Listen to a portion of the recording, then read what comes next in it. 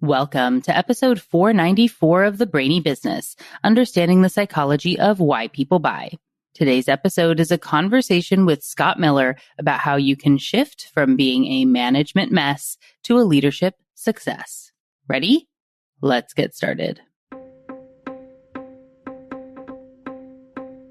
You are listening to the Brainy Business Podcast, where we dig into the psychology of why people buy and help you incorporate behavioral economics into your business, making it more brain-friendly.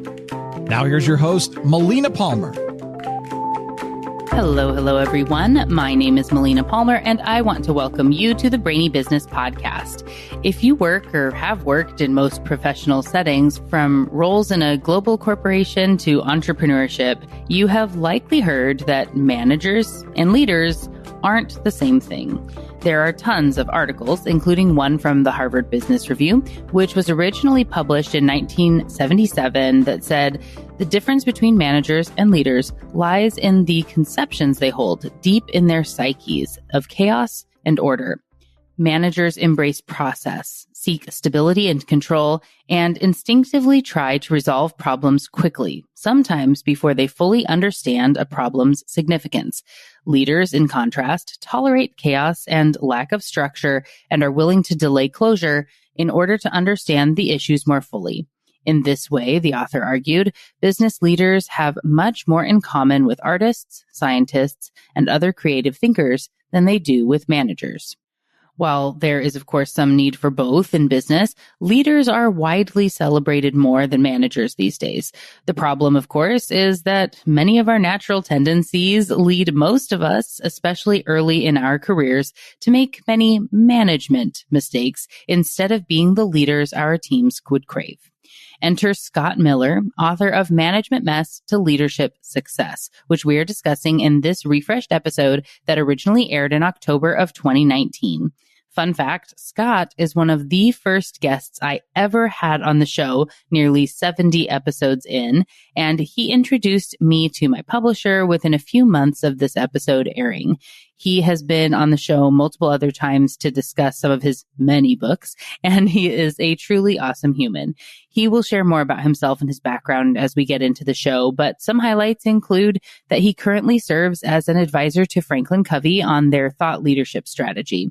In that role, he hosts the world's largest weekly leadership podcast called On Leadership with Scott Miller, which features nearly 400 interviews during its 6-year broadcast. I'm honored to have been one of the guests on the show. Thank you for that, Scott.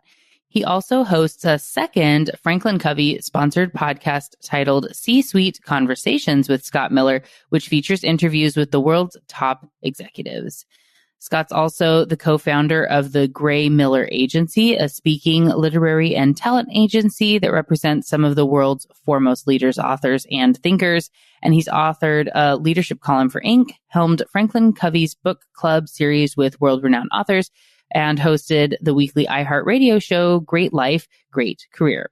He began his professional career in 1992 with the Disney Development Company, which is the real estate development division of the Walt Disney Company. As a founding member of the development team that designed the town of Celebration, Florida. Insights from his storied career are the basis of Management Mess to Leadership Success, so you can learn what to do and what not to do in your own career. And he's very forthcoming in sharing all sorts of places where he messed up, so you can learn from that. It's a really great episode, conversation, book. You're going to love it. Don't forget, links for my top related past episodes and books are waiting for you in the show notes for this episode, which are found within the app you're listening to and at thebrainybusiness.com/494. All right, Scott Miller, welcome to the Brainy Business Podcast. Well, thanks for the invitation. Appreciate it. Excited to be here. Yeah, so excited to have you. For those of you who are going to be watching sort of the video of this, we're talking about Scott's new book, Management Mess to Leadership Success, which, oh, look at that dual screen showing up on the Zoom feed here. Hey, I'm in marketing, right? Self-promotion's important these days. Gotta have it out there for sure. All those times that we need our brains to be seeing what's going on. So I would just love to start by having you tell, for those that haven't had a chance to look at the book yet, this is their first introduction to you. How would you sort of start I guess, how you got here or what the book's about, what's up in Scotland. Sure. Thanks for the platform, first of all. My name is Scott Miller, and I serve as an executive vice president at the Franklin Covey Company. Most people who are working know us as the world's most prominent, reputable leadership development firm. Been in business for 40 years. Our influence is really built on a variety of thought leadership books and offerings, namely, of course, Stephen Covey's book, The 7 Habits of Highly Effective People, now in its 30th year, 30 million copies sold. We're a large public company, and we do a lot of consulting around leadership development, productivity, executing strategy. I'm a formal leader in the company, served as the chief marketing officer for the last decade.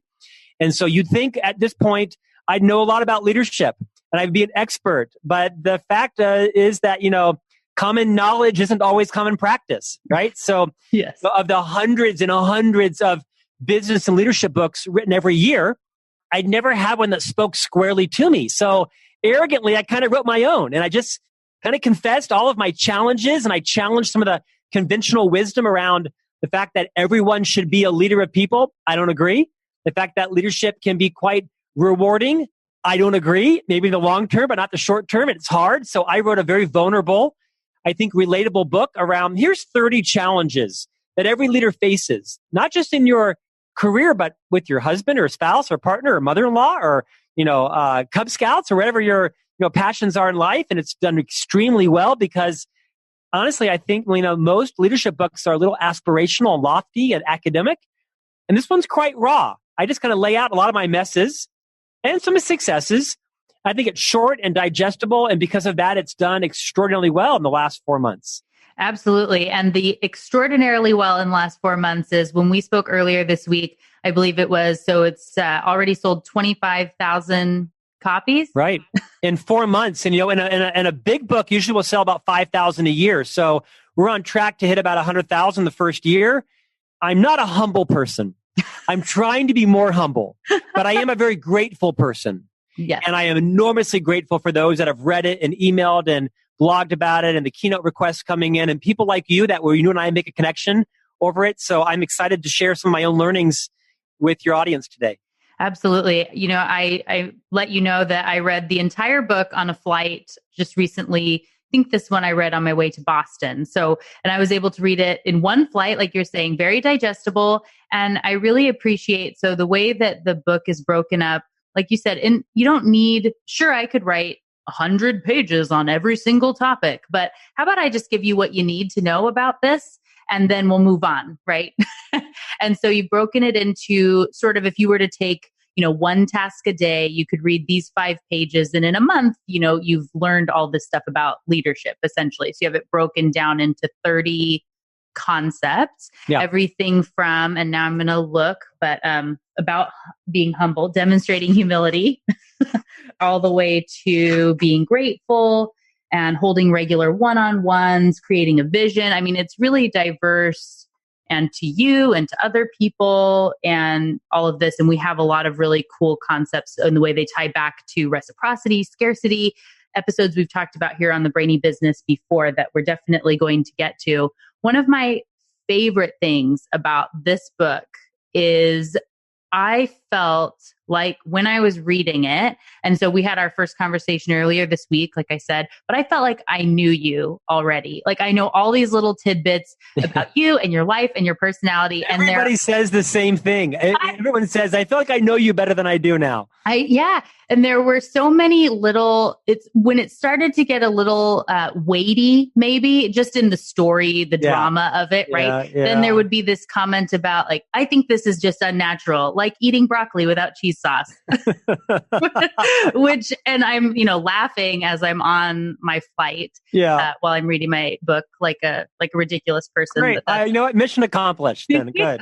Good. So I love that. It kept me entertained while I was learning things. Good. This book is not War and Peace, right? This is not good to great. It is what it is. It's not meant to be. I had some vitriolic post I read about it on LinkedIn this week where the person accused me, in their own opinion of kind of giving license to bad behavior and messes. And I thought, oh goodness, that wasn't my intention at all. My intention was to say, we all have messes. Right. Let's not wallow in them. Let's not make excuses for them. Let's just own up to them. and let's move towards success. And it's kind of hard to improve when you don't acknowledge your mess. I had another post on Amazon, actually from a fairly famous author.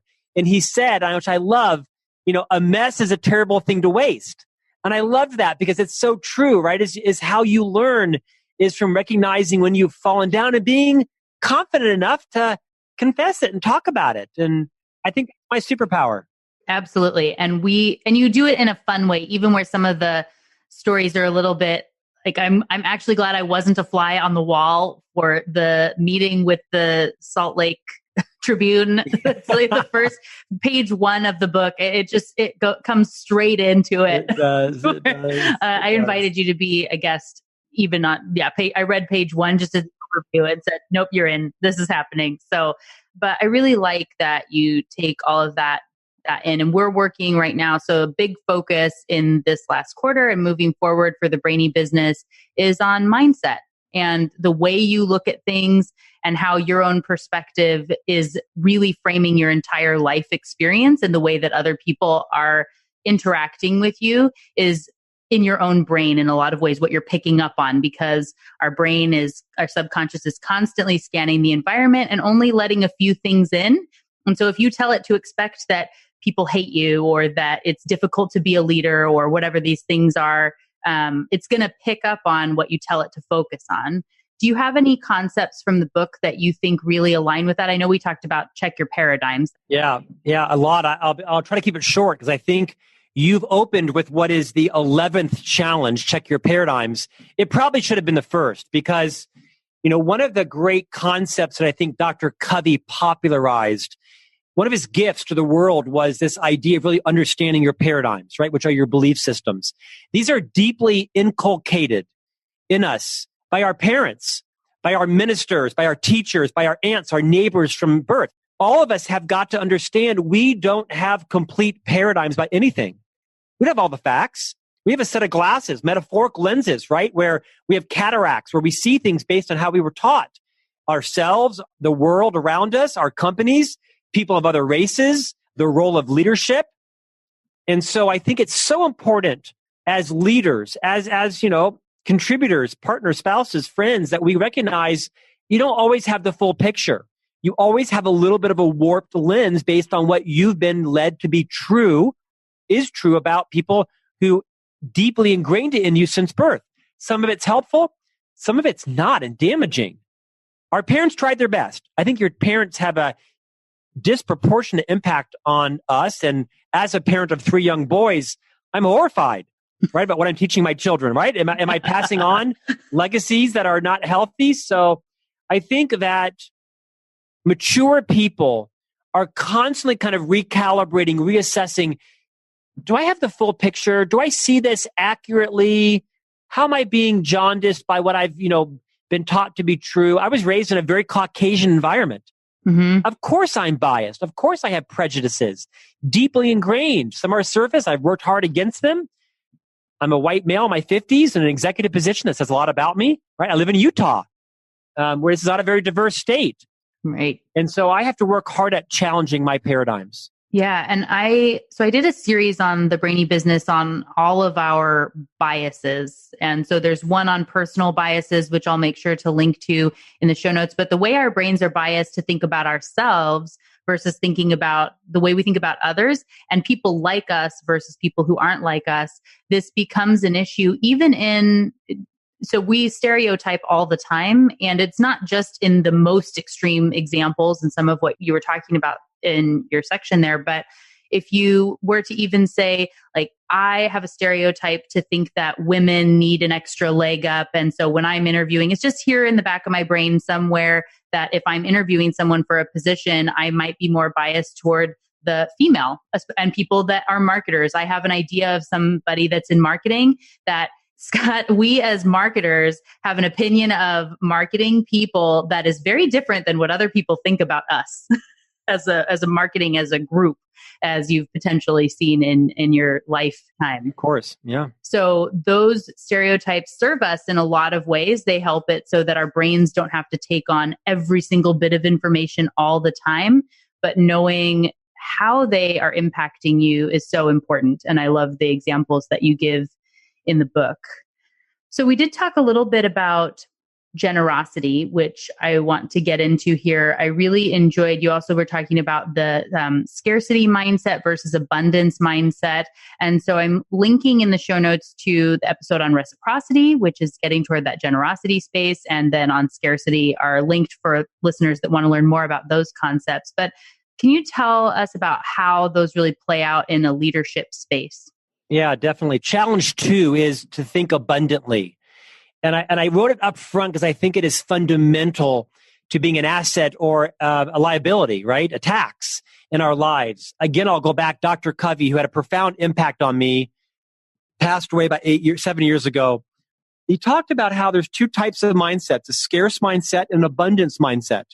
And a person with a abundant mindset, it doesn't necessarily mean you are generous. It has no correlation to whether or not you donate to causes or you give your stuff away versus sell it at a garage sale.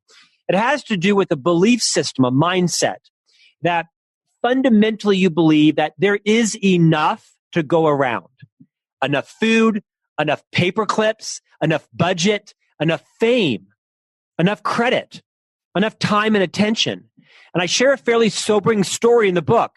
Well, I share a lot of sobering stories, but in this one in particular, you'll recall, I call out a colleague of mine, someone who worked for me, 15 years my junior. I actually re-recruited him back to the company after he'd left because he was so talented. And his name is Jimmy, and I share it openly. That's his real name. We went to lunch at Cracker Barrel, which, by the way, is my favorite restaurant. I love the Cracker Barrel. I'm the only person with cufflinks at the Cracker Barrel, trust me. Whoa. And I love the pot roast at the Cracker Barrel. You don't need a therapist if you have a Cracker Barrel, right? I mean, good home fool. It can be just as good as a therapist. And I sat down with Jim, and Jim opened the lunch and said, basically, quote, "Scott, I'm sick and tired of you taking credit for all of my projects." Boom. I mean, not much else needs to be said. And I was offended. I was incredulous. I was inside defensive. How dare you? And I just kind of sat and gathered as much restraint as possible. And I listened to him talk about it. And he shared several examples. And most of them I didn't agree with. But it didn't matter because he felt like I was being a credit hog. And I'll tell you, as you get to know me, I'm fairly charismatic. I have a big personality. I cast a pretty big shadow. It's kind of hard to get credit out from under me. And from that lunch, I had to realize that, perhaps maybe subconsciously I was taking some credit of his projects. Someone said something really wise to me, Melina, once. They said, you'll never have enough until you define how much is enough. I love that. And I had to really think about how much more credit do I need, right? I'm in the C-suite. I'm an officer. I report to the CEO. Do I really need to take credit for, the projects in my division? And so it really fundamentally pushed on me around having a scarce versus abundant mindset. Does my region or division always have to fight for the most budget? Maybe our year, we need less budget and it ought to go to operations or supply chain or innovation or tax or legal, right? Right. Don't fight for as much as you can get. You might need less. And so it's had a profound impact on me. And I think I am a naturally abundant person, but I think I also have to remember to check back into that paradigm. Well, especially, and I know we talked about this a little bit earlier, but just being ambitious, which I'm definitely an ambitious person. I know you've said that you are as well. And I'm sure many of my listeners are and would tie back to this. And I don't think it's a bad thing. I think it's really good to have ambition. That's how we have entrepreneurs and get books written and all of these things, start podcasts, whatever it is. But if we're not looking around and being generous, and I got some advice from a previous role as well, where they, it was saying, just always talk about what the other people on your team are doing as often as you can, to be putting names out, and just whether they're in the room or not. And I think I believe you had something in the book about talking about people as if they were in the room, and that I think it was that Stephen Covey wouldn't do that. See, I read this. I know you did. But I'd love to touch on that because I think it's actually profound when the time is right. You can go ahead right now if you want. Dr. Covey had this concept where he talked about, he calls it being loyal to the absent. And in essence, it's this concept of really just not gossiping. And I love this quote that he said. I mean, the guy's super well quoted, right? When you defend those who are absent, you obtain the trust of those present. Mm-hmm. I have a colleague in this company, enormously credible, enormously competent, funny, witty, hardworking, razor-fast processor. And this person just eviscerates people in their absence. Mm. And it's funny when she's doing it about them. But while she's doing it about them, you can't help but think she's doing it about me. Right. And if you want to be a great leader, a great friend, you will never speak about someone when they are not in your presence differently than if they're looking right at you across from the table. Mm-hmm. Says easy, does hard. But if you want to change your relationships, I once heard someone give someone some marital advice, and the advice was never confess your spouse's sins. Don't trash talk. Don't talk them down. Don't joke about it. And sometimes I fall into that, right? I've been married 10 years. My wife and I care about each other. We have 3 boys, right? They're kind of robbing our marriage from us. That's their goal in life. Steal our marriage from us. And I kind of joke about it because it's true, right? They will take every ounce of your energy. And so my wife and I will go to dinner and we find ourselves kind of devolving into this tit for tat thing. And we know it's not healthy, right? Right. So be loyal to those who are absent. Right. If you've got something to share with someone, have the courage to share it to their face or keep it quiet. Absolutely. And I know that is another section in the book where you talk about if you're not ready or willing to have those difficult conversations, just don't be, you don't get to be a manager, a leader. It's true. You don't get to. It's too bad.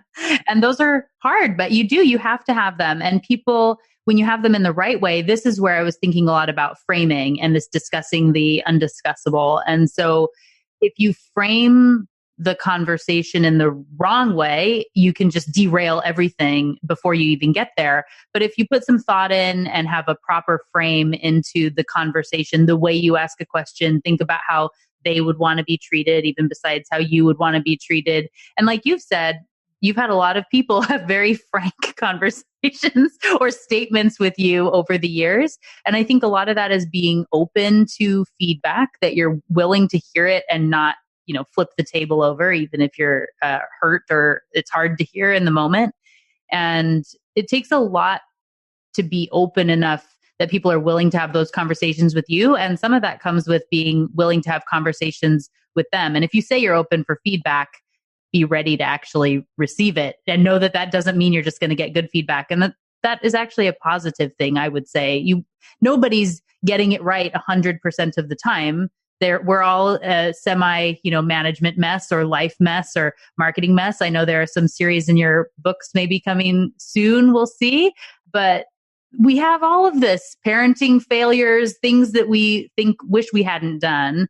And so being able to talk about it is really important and can help us all to grow and be better. And those things we didn't even realize we did, like you talked about. And actually on last week's episode, I talked about one of my own. I feel like was ready to talk about it because of reading your book. So wow. Thank you for letting me share that last week on the podcast, on the episode on counterfactual thinking. If you want to check that out, all of you listening, there will be a link in the show notes.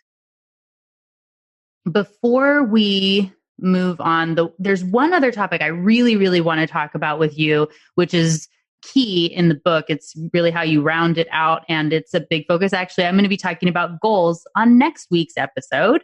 And I know you have some really great tips in here on goals, and they align very closely with what I've been talking about and sharing on the podcast. So I would love for any of your tips or thoughts on goals and why and how they're important. Sure. So in the book, I take on challenge 24 and 23 are all about, setting what we call wildly important goals. Jim Collins, who wrote the books Good to Great, Built to Last, and many others, How the Mighty Fall.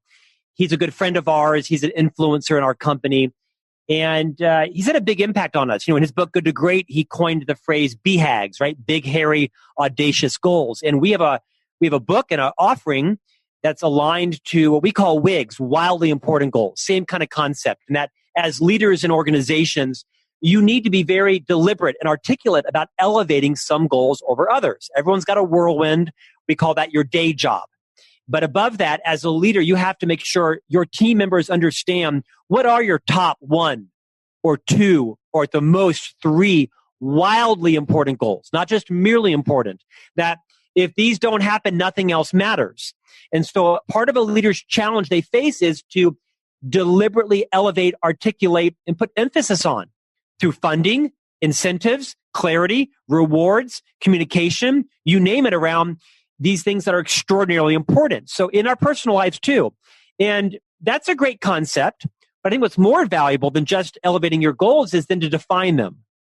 And we have a very easy process. We call it from X to Y by when. Mm-hmm. And that the way to craft a goal is to say we're going to increase customer retention from 81 to 83% by the last day of the fiscal third quarter. Or I'm going to, I'm not just going to lose weight, I'm going to lose 7 pounds in the next 30 days.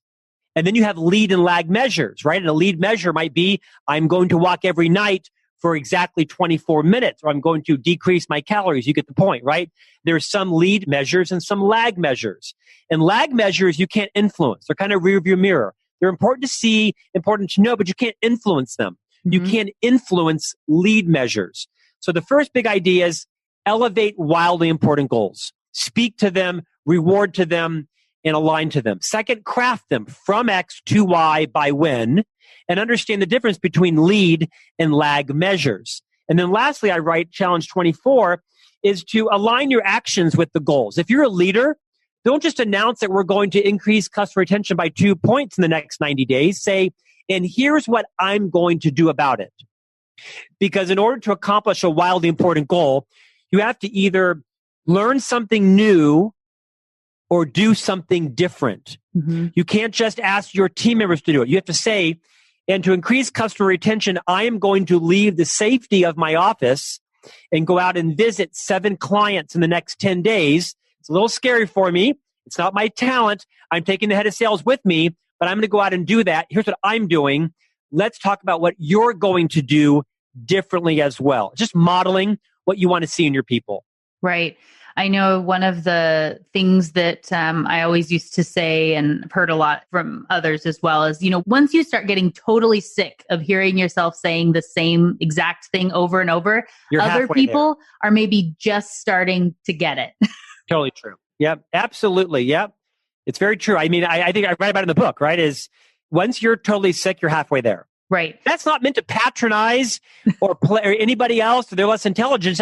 It's in your mind. You're thinking about it, constantly. You're recalibrating as a leader. You're obsessed with it, and they're hearing it maybe once every 3 weeks or 6 weeks or once at the town hall or once at the annual event.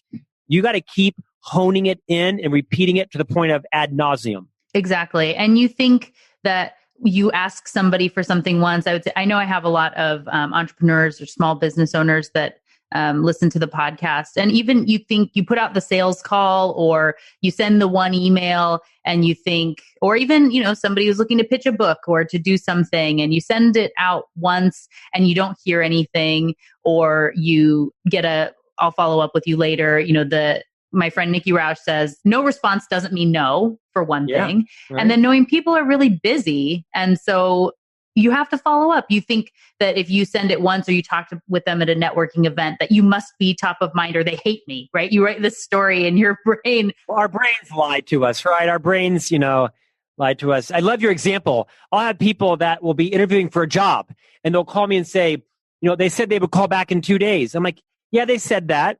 And, it's all you're thinking about. And they're thinking about 400 things. Exactly. Yes, they can call you back, but just recognize you're obsessing with it. And they have, you're not working. You're out of a job. They still have their job. So, be a little mindful of that. Right. And then you wait, there's a reasonable time to follow up. Not, I talked to you 24 hours ago and I know you said it would be within 2 days, but I haven't heard from you yet. I'm so excited. Maybe not. Maybe not. Yeah. But you don't want to just totally let it drop. And again, definitely as far as these biases where our brains assume that something is going wrong with us, they hate me, they don't like me, they've already moved on, but like you said, they're busy or something else is going on. Can I expand on that a bit? Absolutely. In one of the podcasts, like you, I host a podcast. It's actually the world's largest now leadership newsletter and podcast. And each week I'm privileged to host a different thought leader, best-selling author, CEO. One of my favorite interviews was with the psychiatrist Susan David. She actually wrote the book Emotional Agility. And she was on the World Business Forum stage, and she was just compelling. She actually is South African, so her accent is, captivating. And she's also an MD at Harvard Medical School. This book, Emotional Agility, is just barnstorming the nation. I don't know how many, 5, 6, 8 million views of her TED Talk. When I interviewed her, I couldn't help but want to hire her as my psychiatrist because she was just genius. And she basically taught me this idea that, most people confuse opinions and emotions with facts, right? That your emotions and your opinions are your emotions and your opinions, and facts are facts, and that we tend to make up a lot of narratives in our mind about what is fact when it's just our opinion. Right. And it's a good example is, I don't know about you, but I'll often role play a conversation I'm going to have with my boss or my wife or a team member in my car, and I'll role play both sides. And before I know it, we're in a fight and I'm thinking of all the things and it's never happened. And I come in and I'm all prepared for the fight, and it actually goes very differently because I've built this narrative in my mind and I'm girding my loins for how they're going to challenge me. I do that all the time. It's not healthy. I do that all the time. I've had so many conversations. I'll say to my husband all the time, I'm like, I can't remember if we've actually talked about this or if I just had our conversation like 85 times today. And I think it's well-intended, right? We don't want to be caught off guard. We want to work through our argument. We don't want to be seen as being unprepared, or we're just really passionate about our outcome. And I think there's some value and I think there's some damage, right? Is because oftentimes then you're confusing your emotions and opinions with a conversation that hasn't happened yet. Absolutely. Because I brought up my husband, I actually, so we're both, this is both of our second marriages. So there are some things you learn in the first time around in other relationships and things. But we made an agreement, probably signed in blood somewhere, but that we've basically just assume the best possible intent from the other person, no matter what. So if he says something and I hear it and think, why would you say that way? It's actually, that's probably not what he meant. I'm sure he meant the best possible version of this. And I can still clarify and ask a question, but where I can say, I'm pretty sure I heard that wrong. Can you re-explain or whatever it is? But we both just assume the best. And that's sort of, surrounding yourself with good people so that you can actually assume good intent, right? And also so that people don't have to assume good intent, declare your intent, right? My intent is to give you some feedback, not hurt your feelings. I might say this wrong, so forgive the words that I use. I might need a do-over. Here's my intent in telling you this. That goes a long way. I do love, and I'm glad that you brought that up. I know throughout the book, and this is some of that framing I was talking about, there were multiple points where you gave, whether it was intentional or not. I know that my listeners and a lot of people just really enjoy having the script instead of, like you said, just having this aspirational theory of what you can do. But in your case, showing not so much as like, don't say this, say this instead, but in the way you said, like, this is the story of what happened. And here's another way you could have approached, or I had this other conversation with someone and said it this way. I think there are a couple times where you do specifically say, try to say this or this or this. Yeah. These have worked as far as sort of a formula for speaking, but I really enjoy that practical application that's within the book. If only someone had written this book 25 years ago and given it to me, I'd be a lot better off. We all learn from our messes. So, Scott, what would you say if you were just going to sum up the book and why it's important and relates to sort of this brain science in, just one or two sentences really quick? Why does this matter? What's your elevator pitch as far as the book? Yeah, I think that leadership in organizations has been positioned as it's a little bit easier, follow these things, kind of just do what got you here, we'll get you there kind of mentality. I just think it's wrong. I think that leadership is hard. It's not for everyone. Everyone's got a mess, and that acknowledging and understanding that, we're kind of led to believe that we're supposed to be the smartest person in the room and have all the answers as leaders. And, the buck stops with us. Our job as leaders is to be not the geniuses in the room, but the genius makers, to quote Liz Wiseman, who wrote the book Multipliers. That your job is to be a talent magnet, to attract and retain great talent. For too long, I thought my job was to be the smartest person. No, my job is to find the smartest person and bring them into an organization. So I think be very cognizant of when your brain's lying to you, when you're confusing, fact and fiction, challenge your paradigms, own your mess, just own it, be vulnerable. I think I was asked last week to define leadership by another interview. And I said, I think it's a combination of confidence and vulnerability. Absolutely. Those are two core leadership talents, because you can be confident and still be humble, and you can be vulnerable and still be influential. I think people want to relate to their leaders. They want to lessen the distance between them and you. And so own your mess, move to success. Don't wallow in your mess, but just call it out, because everyone knows your messes. The receptionist, the boss, your people, your team, they're talking about them. So why not just own up to them and make it safe to talk about them and take some risks and let them own their mess too, because they won't own theirs if you don't own yours. Absolutely.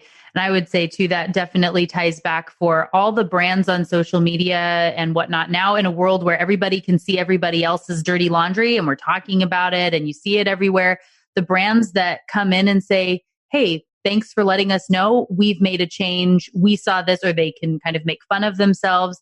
You just relate to them so much better. And that's how brands are personalities, just like any person. So the way that they can implement makes a really big difference. Well said. Hey, you should be in marketing. That's great. Hey, I'll consider that for future. You should write a book. Hey, that sounds like a great idea. Well, maybe I'll help you. I'd be honored to someday. Oh, thank you. Well, thank you so much. As some of my listeners know, that's definitely in the mix and that is on the horizon. So thank you, Scott. I appreciate it so much. And I know you mentioned your podcast. I believe you have two. I do. And so if we were to say, go ahead and give us the names of those, and then just sort of best way for people to follow you and love what you have going on. We've obviously linked to the book and several of your socials in the show notes, but tell us about that. Yeah, well, thank you for that. So the big one that I think would be most interesting is this On Leadership series. It's actually an email that comes out every Tuesday. It's a subscription email newsletter that includes an audio and video interview, much like today's, with usually people much smarter than me I interview. And you can visit franklincovey.com. It's called On Leadership. Subscribe to it. It comes out every Tuesday morning at 6 a.m. And it's easy to get. Sign up your friends and family. And then you can find me, of course, on Twitter, Facebook, LinkedIn. LinkedIn, probably the best. I write a weekly column for Inc. magazine. I write monthly for Thrive Global. I've authored this book, Management Mess. I'm the new author of a book out on October 8th called Everyone Deserves a Great Manager. I've co-authored it with two Franklin Covey colleagues. We think it will be a big book. It follows 6 critical practices that if you want to have a great team, that every manager actually does. So that's kind of my shtick. I love it.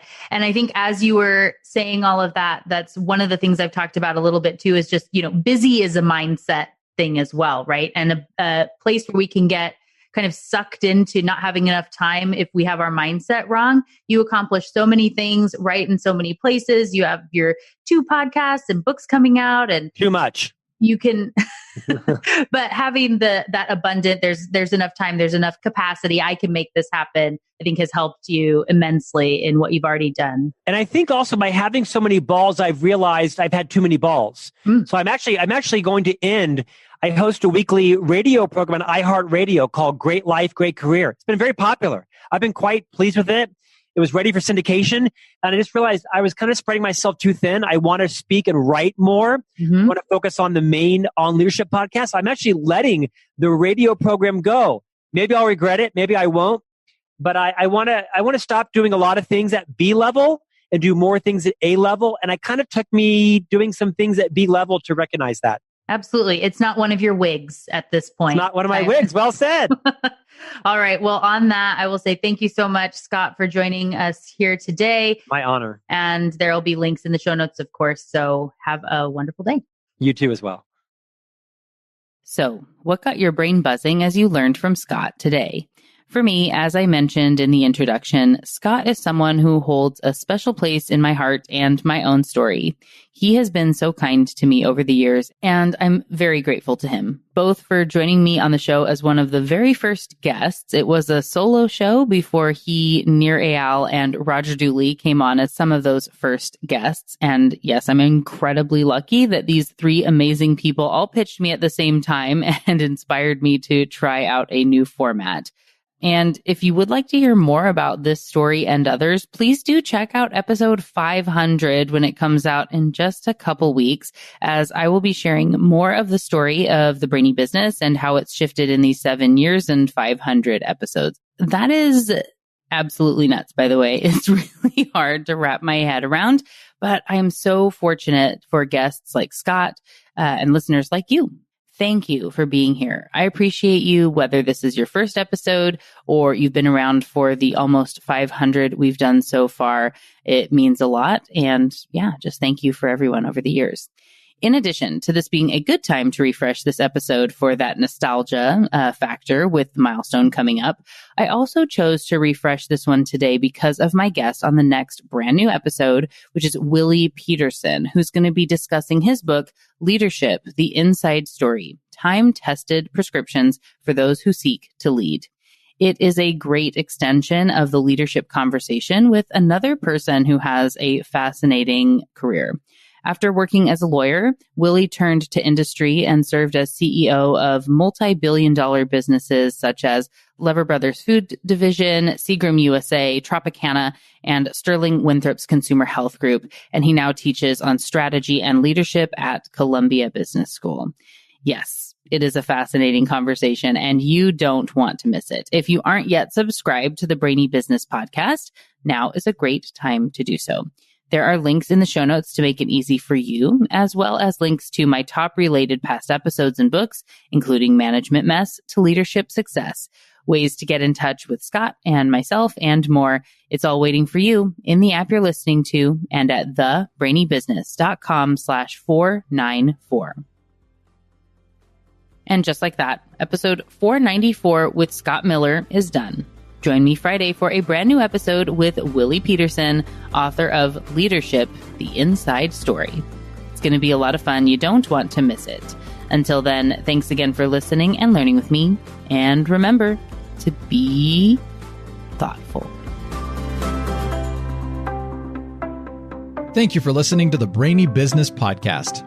Melina offers virtual strategy sessions, workshops, and other services to help businesses be more brain-friendly. For more free resources, visit thebrainybusiness.com.